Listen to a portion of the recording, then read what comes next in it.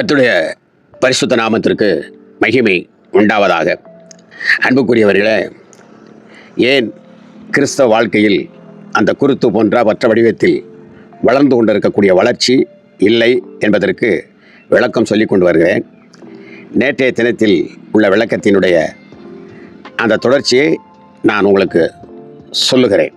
ஏன் இந்த வளர்ச்சி ஏன் இந்த வளர்ச்சி இல்லாமல் போனதற்கு காரணம் என்ன? வசனத்தை உள்வாங்கிக் கொள்வதற்கு அவர்கள் விரும்பாமல் இருப்பது, அல்லது வசனத்தை உள்வாங்கிக் கொண்டாலும் அதை உபயோகத்தில் அபியாசப்படுத்தாமல் இருப்பது போன்ற நிகழ்வுகளை நான் உங்களுக்கு சொல்லியிருக்கிறேன். இந்த நாளிலேயும் கூட ஒரு கருத்தை சொல்லி நான் முடிக்கிறேன். அது ஒரு பேராபத்தான ஒரு நிகழ்வு தான். அதை மனதில் வைத்துக் கொள்ளுங்கள். நாம் வசனத்தை சபையிலோ அல்லது மற்றவர்கள் சொல்லக்கூடிய காரியத்திலோ, இல்லை என்றால் நாம் படிக்கின்ற விதத்திலோ அதை மிக அதிகமாக ஆராய்ச்சிக்காக நாம் படிக்கிறோம். பைபிளிலே 1ஆம் சங்கீதத்தில் அழகாக குறிப்பிடப்பட்டிருக்கிறது. துன்மார்க்கருடைய ஆலோசனை நடவாமலும், பாவிகளினுடைய வழியில் இல்லாமலும், பரியாசக்காரர் உட்காரும் இடத்தில் உட்காராமலும், கர்த்தருடைய வேதத்தில் இந்த இடத்தை கவனிக்க வேண்டும். இரவும் பகலும் தியானமாக இருக்கிற மனிதன் பிரியமாக இருந்து என்ற வார்த்தை அதில் உபயோகப்படுத்தப்பட்டிருக்கும். பிரியமாக இருந்து தியானமாக இருக்கிற மனுஷன் அவன் பாக்கியவான், அவன் செய்வதெல்லாம் வாய்க்கும் என்றெல்லாம் அங்கே குறிப்பிடுகிற நிகழ்வுகள் இருக்கின்றன.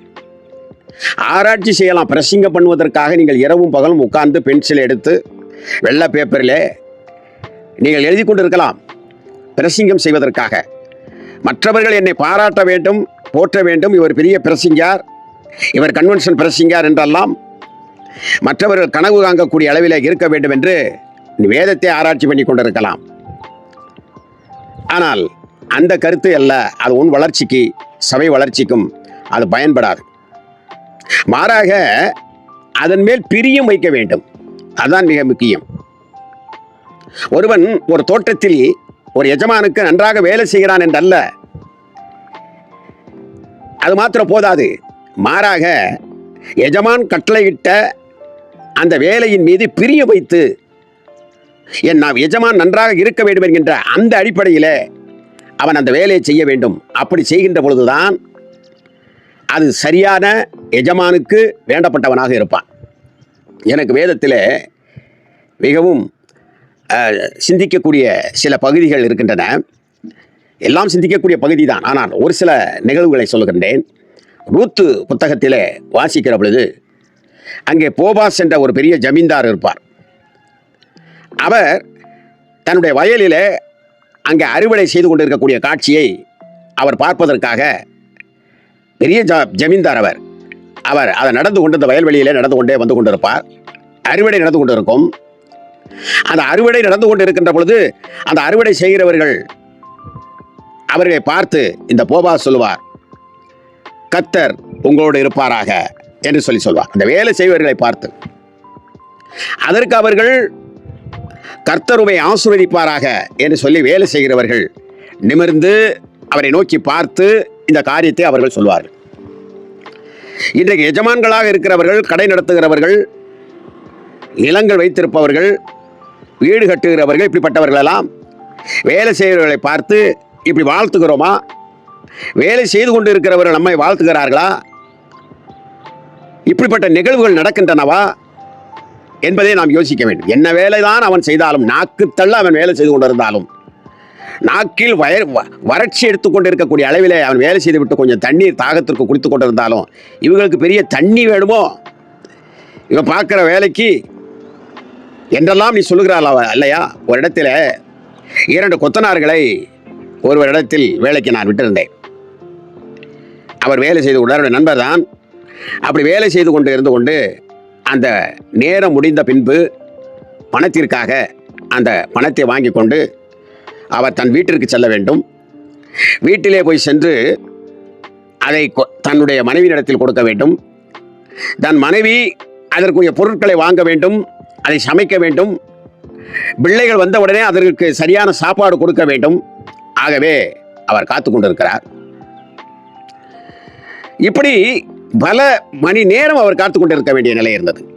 என்னிடத்தில் வேலை செய்து அவங்கள் அந்த இன்னொரு 1/4 மணி நேரத்தில் இறங்கி விடுவார் என்று சொன்னால், நான் இந்த சபைகளை கட்டி கொண்டிருந்த பொழுது, அல்லது எனக்கு பின்னாலே தெரிந்து கொண்டு இருக்கக்கூடிய அந்த பகுதியிலே ஒரு ஸ்கூல், ஸ்வாஷ் அந்த ஸ்கூல் அதை கட்டிக்கொண்டு இருக்கின்ற அந்த காலகட்டத்தில், அல்லது ஏதாவது சபைகளில் வேலை செய்கிறவர்கள் ஒரு எலக்ட்ரீஷியனோ மற்ற காரியங்கள் செய்து கொண்டு இருக்கின்ற பொழுது, ஒரு மதியத்திற்கு மேலே அல்லது ஒரு 1/2 மணி நேரத்துக்கு முன்பதாகவே அந்த பணத்தை சீராக எடுத்து வைத்து இறங்குகின்ற பொழுது அவருக்கு நன்றி சொல்லி அந்த பணத்தை கொடுப்பேன்.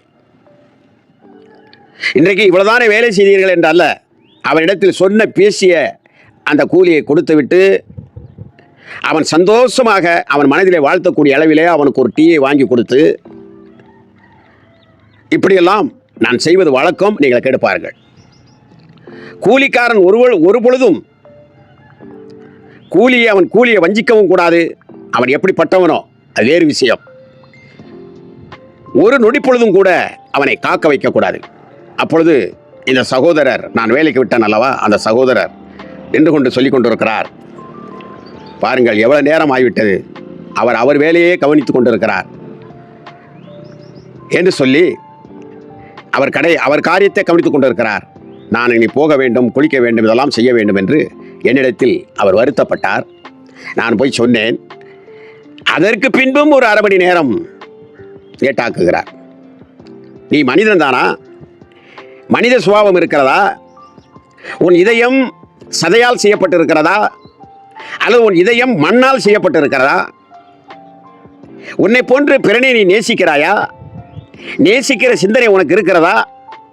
நீ 1 மணி நேரம் பிந்தி அந்த பணத்தை கொடுத்தால், அவன் 1 மணி நேரம் பிந்தி போய் அந்த பணத்தை அவன் வீட்டில் கொடுத்து, அந்த 1 மணி நேரம் பிந்தி சமைக்கப்படுகின்ற உணவை சாப்பிடுகின்ற நேரத்தில் அந்த 1 மணி நேரம் அவன் பிள்ளைகள் பசியில் வாடுவார்கள் என்றால், நீ நினைக்கின்றாய் அவன் குடும்பம் மட்டும் வாடிக்கொண்டிருக்கின்ற. இல்லை, அவனை படைத்தவரும் வாடுகிறார். அந்த பிள்ளைகளிடத்திலே கிரியை செய்யக்கூடிய தூதர்கள் வாடுகிறார்கள். எப்படி உனக்கு ஆசீர்வாதம் இருக்கும்? எவ்வளவு பணம் இருந்தாலும் எப்படி நிம்மதியாக இருப்பாய்? உன் மேட்டிமை, உன்னுடைய அசால்ட்டுத்தனம், உன்னுடைய சிந்தனை, பணத்தை குறித்திருக்கக்கூடிய பேராசைகள், ஏதோ ஓடிக்கொண்டு இருக்கக்கூடிய பஸ்ஸில் கலண்டு அந்த நட்டு போய் விடுவது போல நீ இருக்கிறாய். இப்படிப்பட்டவர்கள் தான் நான் சொன்னேன் அல்லவா, அந்த போபாவச்சை போல அந்த சிந்தனை இல்லாதவர்கள், அவர்கள் பிற்காலத்திலே சீரழிவை நோக்கி சென்று கொண்டிருப்பார்கள். அவர்கள் மூலமாக கிறிஸ்தவம் வளராது. ஆனால் போவாசுடைய சந்ததியிலே கர்த்தராகிய இயேசு கிறிஸ்து வெளிப்பட்டார். ராஜாக்கள் வெளிப்பட்டார்கள், வல்லரசை நிறுவினார்கள். இதுவரைக்கும் அவர்கள் நிறுவிய அந்த ராஜ்யத்தை யாராலும் முறியடிக்க முடியவில்லை.